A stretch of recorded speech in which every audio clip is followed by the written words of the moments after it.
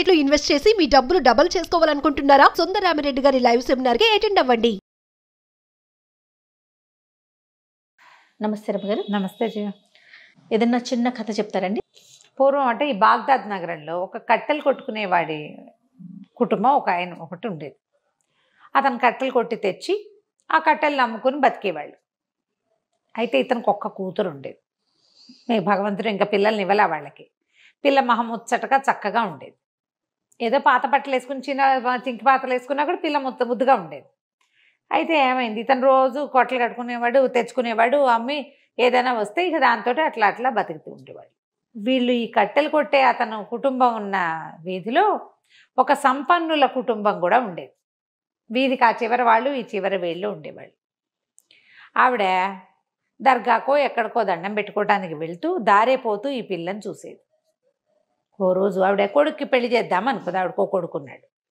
పెళ్లి చేద్దాం అనుకుని ఆవిడ తలుచుకున్న రోజున ఈ పిల్ల కొంచెం ఏదో ఒక మంచి బట్ట కట్టుకుని పువ్వులు కడుతూ వాకిట్లో కనపడింది.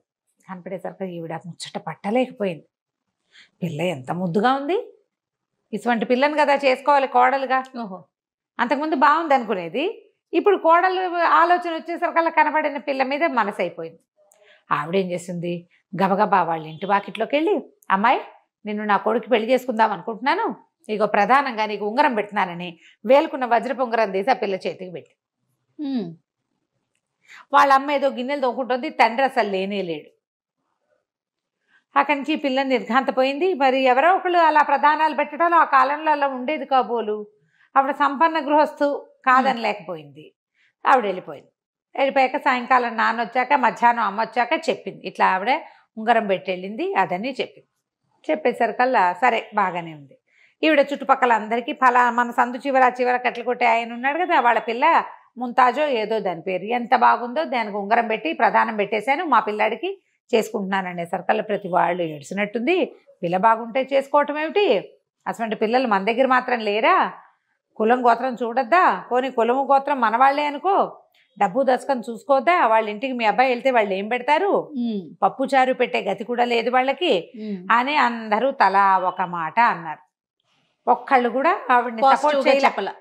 పోనీలే వాళ్ళకి లేకపోతే పోయింది, మనకు ఉంది కదా, పిల్ల ముద్దుగా ఉందన్నావు, అలాంటి మాటలు ఒక్కళ్ళు కూడా మాట్లాడాలి. పెళ్లి తెలివి నీతో 100 తెలివి అని ప్రతి వాళ్ళు అనేసరికి ఆవిడకి చాలా కోపం వచ్చేసింది. రుసరుసలాడుతూ వీళ్ళ ఇంటికి వచ్చింది 2వ రోజున. అని నా ప్రధానం క్యాన్సిల్ అని ఉంగరం లాగేసుకుంది. పిల్ల ఏడు మొహం పెట్టుకుని నుంచుంది. సాయంత్రం వాళ్ళ నాన్న వచ్చేసరికల్లా, నాన్న నిన్న పెళ్లి కుదిరింది, వాళ్ళ పెళ్ళి అయిపోయింది, ఆవిడ వచ్చి ఉంగరం పట్టుపోయింది అని చెప్పింది. గుండు మండిపోయింది. భగవంతుడా, నేనేమనుకున్నాను, అసలు పిల్లకి పెళ్లి చేయగలనా అని ఎప్పుడు అనుకునేవాడిని, అలాంటిది ఒకరోజు పొద్దున్నే ఆశ చూపించావు నాకు, ఓ రోజు సాయంకాలం వచ్చేసరికి పిల్ల పెళ్ళి అన్నావు, ప్రధానం అన్నావు. సంపన్నులు గృహస్థులు, పిల్లవాడు బాగుంటాడు, వాళ్ళకి బోల్ డబ్బులు ఉన్నాయి, వాళ్ళే పిల్లని ముద్దుగా అడిగారు కాబట్టి బాగా చూసుకుంటారని నమ్మి నువ్వు ఉన్నావనుకున్నా. 2వ రోజు సాయంత్రం వచ్చేసరికి సంపన్నులు పోయినాయి, పిల్లాడు పోయింది, ఉంగరము పోయింది, అన్నీ పోయినాయి. చిచ్చి ఇలా కాదు, రేపొద్దున మసీదుకి వెళ్తా పిల్లని తీసుకుని, మసీదులో నుంచి మొదట బయటకు వచ్చి ఎవరిని నువ్వు పంపిస్తావో వాడికి ఇచ్చి నా పిల్లనిచ్చి పెళ్లి చేసేస్తా, నువ్వు ఉంటే ఉన్నావు లేకపోతే ఊడేవని దేవుడి మీద ప్రతిజ్ఞ చేశాడు. మర్నాడు తెల్లవారుజామునే పిల్లని చక్కగా అలంకరించారు. వాళ్ళకు ఉన్నంతలో పెళ్లి కూతురులాగా, అంటే జల్తారు, మేలు ముసుగు ఏదో వేస్తారు. పిల్లలు 10 ఏళ్ళ నుంచో 8 ఏళ్ల వయసు నుంచో తల్లులు కుట్టుకోవటం మొదలు పెడతారట. అవి పిల్లలకి ఇవ్వవలసిన వస్తువులు అవన్నీ కూడా తయారు చేసి పెట్టుకుంటారు. మనం వెండి బంగారాలు చేరుస్తారు కదా మన వాళ్ళు, అట్లా వాళ్ళ పద్ధతి అనమాట. అది అని కుట్టేసుకున్నారు. ఆ కుట్టిన మేలు ముసుగు వేసి పిల్లల్ని అలంకారం చేసి పువ్వుల దండలు అవి వేసి ఏదో మొహానికి ఏదో కడతారు కదా, అవన్నీ గట్టి తీసుకుపోయి మసీదు వాకిట్లో నుంచున్నారు. మసీదు ఇట్లా 4:15కి అయిపోతుంది. నమాజ్ అయిపోయాక జనాలు బయటకు వస్తుంటే మొట్టమొదటి ఒక ముసలి వాడు ఎవరో వచ్చాడు బయటకి. ఈయన పోయి ఆయన చేయించేసుకున్నాడు. పిల్ల తండ్రి ఆ కట్టెలు కొట్టే ఆయన పట్టుకుని, బాబు రండి, మా అమ్మాయిని ఇచ్చి పెళ్లి చేస్తాను మీకు అన్నకానే ఆయన అన్నాడు, అయ్యా నేను ముసలివాడిని, ముష్టివాడిని, నాకిచ్చి పెళ్లి చేయటం ఏమిటి అంటే, కాదు బాబు, మా పిల్లకి ఓ పెళ్లి సంబంధం కుదిరి మర్నాడు పోయిందండి, భగవంతుడు ఉన్నాడని నమ్మాను నేను, దేవుడికి చెప్పా, మసీదు నుంచి తొలిగా ఎవరు బయటకు వస్తే వాడికి ఇచ్చి పెళ్లి చేస్తాను, దేవుడికి ఇచ్చిన ప్రతిజ్ఞ నేను ఎలా కాదంటాను, నువ్వు కాకుండా ముసలివాడికి అక్కడ కుష్టివాడు వచ్చినా సరే మా పిల్లనిచ్చి పెళ్లి చేయవలసింది, దేవుడికి చెప్పాను మరి, అంతే, మొక్కు, దేవుడి మొక్కు తీర్చుకోవాల్సిందే. కాబట్టి మా పిల్లని నుంచి పెళ్లి చేసే తండ్రి ఉండండి, కాజీ గారిని పిలుచుకొస్తాను. నువ్వు కాజీని పిలుచుకొచ్చాను. ఆయన వచ్చి 4 వాక్యాలు చదివి పెళ్ళి అయిపోయింది అన్నారు. నిఖానామా రాసేసుకున్నారు. అక్కడి నుంచి ఆ తండ్రి కాస్త ఏడ్చి శోకాలు పెట్టి ఈ పిల్లని ఆయనకు అమ్మకం పెట్టేశారు. వాళ్ళు విచిత్రంగా ఉంటాయి కదా. మన జానపద కథల్లోనేమో రాజుగారు అబ్బాయి ఎటో వెళ్తాడు, రోడ్డు మీద ఎవతనో చూసేసి పెళ్లి చేసుకుంటాడు, అంతే వెళ్ళిపోతాడు. ఇది ఇక్కడే ఉంటుంది.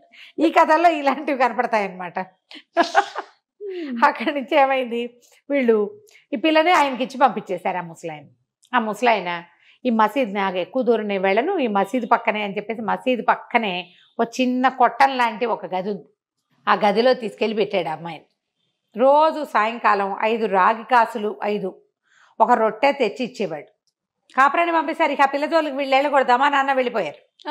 సాయంత్రం అయ్యేసరికల్లా 5 కాసులు తెచ్చిచ్చేవాడు, ఒక రొట్టె ముక్క తెచ్చిచ్చేవాడు. ఆ పిల్ల రొట్టె ముక్క తిని ఆ 5 కాసులతో ఏమొస్తే అదే కట్టుకుని అదే పెట్టుకుని అటగే ఉండేది ఆ గదిలో భర్త వచ్చేదాకా. సాయంత్రం వచ్చేవాడు, వెళ్ళిపోయేవాడు. ఇదే కథ నడిచింది.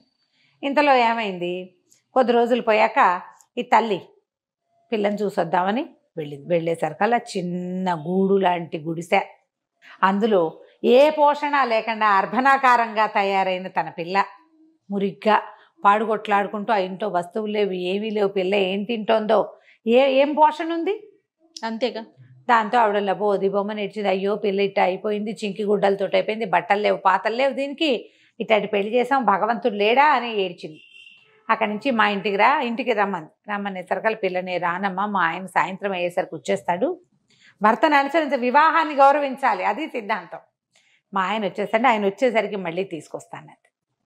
ఇంటికి వెళ్ళాక ఆవిడ ఏం చేసింది, తల్లి శుభ్రంగా పిల్లకి తలెట్టి పోసి వాళ్ళకు ఉన్నంతలో తలెట్టి పోసి అన్నం పెట్టి కొంచెం తన దగ్గర ఉన్న మంచి బట్టలు ఏవో ధరింపజేసి కూర్చోబెట్టుకుంటే ఈ లోపల ఏమైంది, వీళ్ళ వీధి చివరి సంపన్న గృహస్థు ఇంట్లో పెళ్ళి.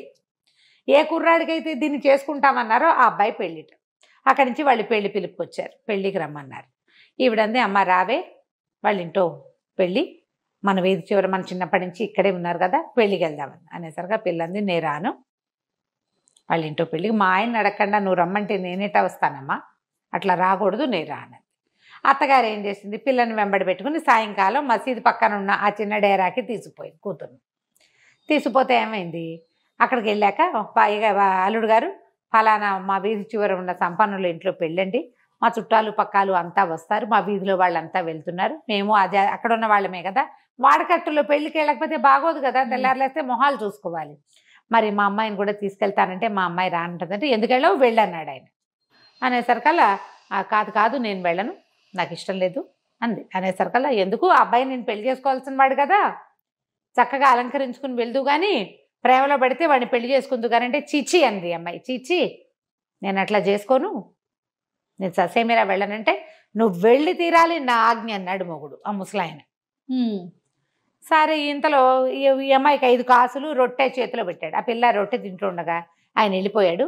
ఆయన కాసేపట్లో ఏమైంది, ఓ బండి వచ్చింది. ఓ బండిలోంచి ఒక 2 ఆడవాళ్ళు దిగారు. చక్కగా మంచి భలేగా ఉన్నారు వాళ్ళు, బండి కూడా సూపర్గా ఉంది. ఆయన వెళ్ళిన 1 గంటకు వచ్చారు వీళ్ళు. చీకటి పడుతోంది, అమ్మాయి రాత్రికి పెళ్ళే వెళ్ళాలి అంటోంది తల్లి, మీ ఆయన వెళ్ళమన్నాడు కదా అంటే, అమ్మాయి పాత బట్టలతోటి వెళ్ళకపోతే ఏమైందమ్మా పెళ్ళికి అంటే, ఆ బండిలో వచ్చిన వాళ్ళు ఇంత పళ్ళెం ఇంత పెద్ద సంచి పుచ్చుకొని లోపలికి వచ్చి, అమ్మాయి ఫలానా ముసలాయన పెళ్ళానివేనా నువ్వు అని అడిగారు. అవునండి అనేసరికి, మీ ఆయన పంపించాడు, నువ్వు ఎక్కడికో పెళ్ళికి వెళ్ళాలట కదా, నేను అలంకరించమన్నాడని శుభ్రంగా అమ్మాయికి ఫేషియల్ చేసేసి హెయిర్ స్టైల్ నీట్గా అందంగా చేసేసి మంచి బ్రహ్మాండమైన లెహంగా తెచ్చారు. బట్టలు, వాళ్ళు తెచ్చిన నగలు, బట్టలు వీళ్ళ జీవితంలో వాళ్ళ ఊహ కూడా రావు, చక్కగా అలంకారం చేశారు. చేసి ఇంకో బండి వచ్చింది, ఈ బండి ఎక్కి పెళ్ళికి వెళ్ళమన్నారు. బాగుంది. అక్కడి నుంచి వేళ్ళకి ఉంగరాలు పెట్టారు. నువ్వేదైనా నీ ఒంటి మీద వస్తువుల్లో ఒకటి పెళ్లి కూతురికి బహుమతిగా ఇవ్వమన్నాడు మీ ఆయన అని చెప్పారు. పెళ్ళికి వెళ్తుంటే మరి పెళ్లి కూతురికి బహుమతి ఇవ్వద్దు. సరే, అక్కడి నుంచి తల్లి పిల్ల ఇద్దరు బండి ఎక్కారు. వెళ్ళమన్నాడు కదా భర్త, వెళ్ళారు. పెళ్ళికి వెళ్ళేసరికి పెళ్లిలో అందరూ నిర్ఘాంతపోయారు. ఇదేవరు, ఈ చందమామ ఇక్కడి నుంచి వచ్చింది, ఈ పిల్ల ఎవరు ఈవిడ మా కూతురే అంటుంది, ఇదేవిడు వీళ్ళ కూతురు ఇలా అయిపోయింది అని ఆశ్చర్యపోతున్నారు. అక్కడి నుంచి ఇంకా నిఖానామా చదవాలి, ఇంకా సమయం ఉంది కాస్త. పెళ్లి కూతుర్ని పెళ్లి కొడుకుని పక్క పక్కన నుంచోబెట్టారు. ఈ పిల్ల ఏం చేసింది, చేతికున్న ఉంగరం తీసి ఆ పెళ్లి కూతురికి తొడగబోయింది. తొడగబోయేసరికల్లా ఆ పెళ్లి కొడుకు దీన్ని చూసేసరికల్లా నిర్ఘాంతపడి ఆ అమ్మాయికేసి చూడడం మొదలుపెట్టాడు. ఈ పెళ్లి కూతురు ఉంగరం పెట్టించుకుంది. ఉంగరం పెట్టించుకున్నాక బాగుంది కదా అని ఇటు తిరిగేసరికల్లా పెళ్లి కొడుకు తరకేసి చుట్టాల ఆ ఉంగరం పెట్టిన అమ్మాయికేసి చూస్తున్నాడు. చూసింది పిలిచినా పలకటల్లా వాడు అట్లా నోరు తెచ్చుకొని మైమర్చిపోయినాడు.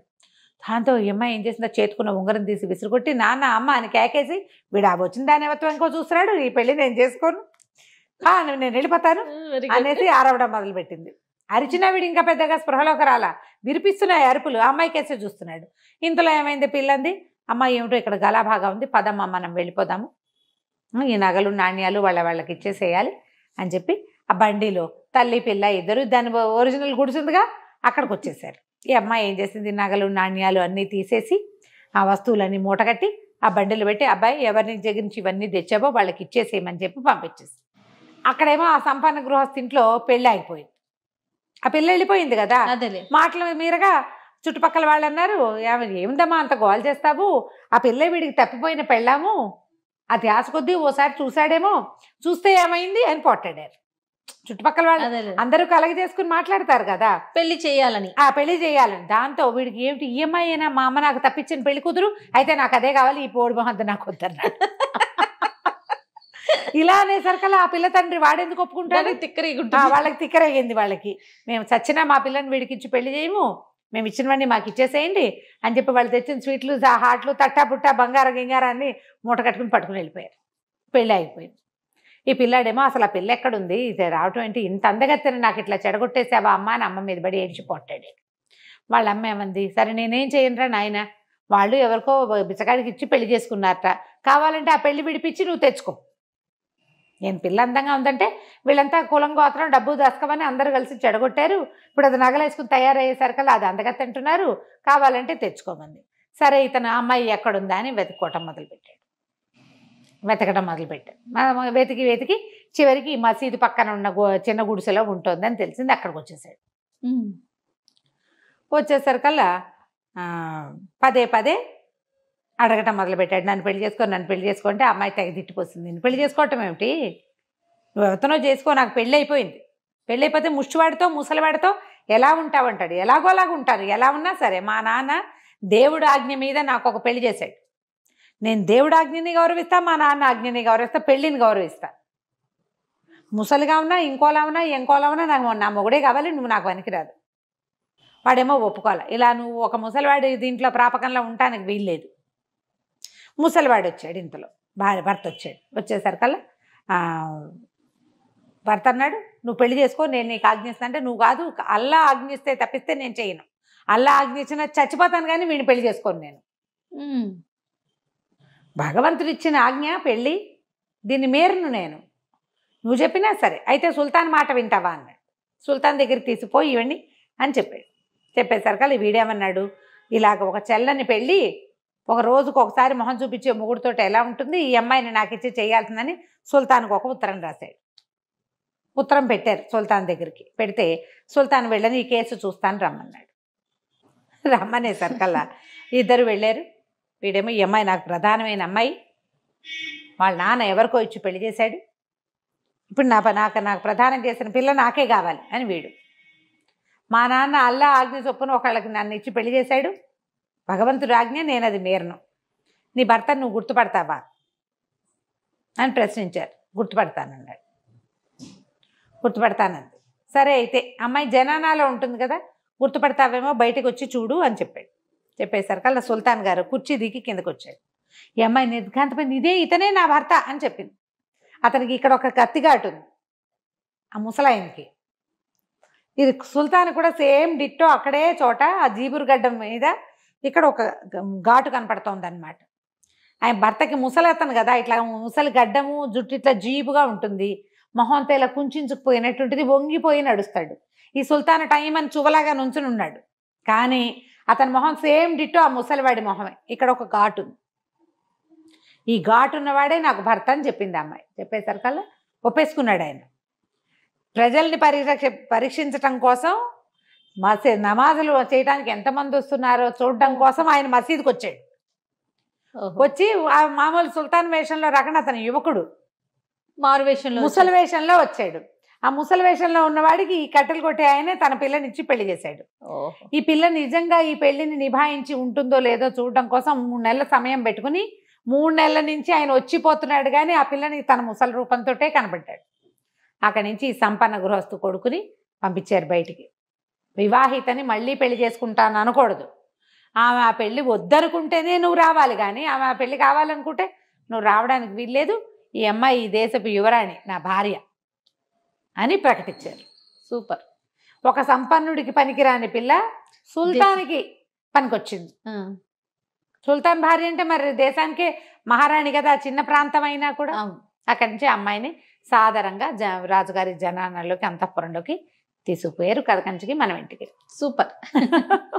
నమస్తే రమ్య. నమస్తే.